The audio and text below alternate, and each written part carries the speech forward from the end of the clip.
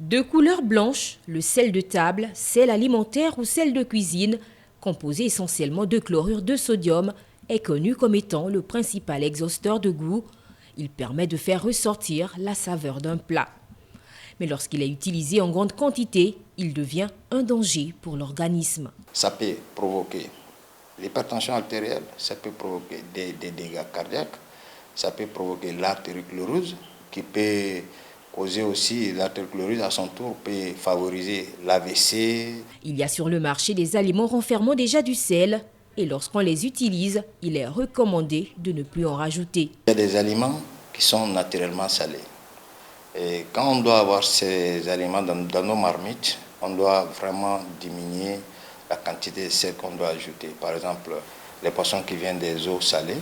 Quand on consomme le pain, les farines, les pizzas, de ne pas surajouter du sel.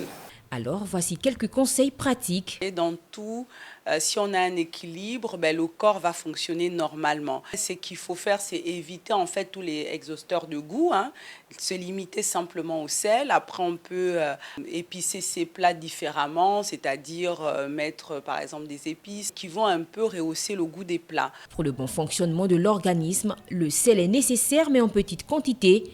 L'Organisation mondiale de la santé recommande 5 grammes par jour, soit un peu moins d'une cuillère à café.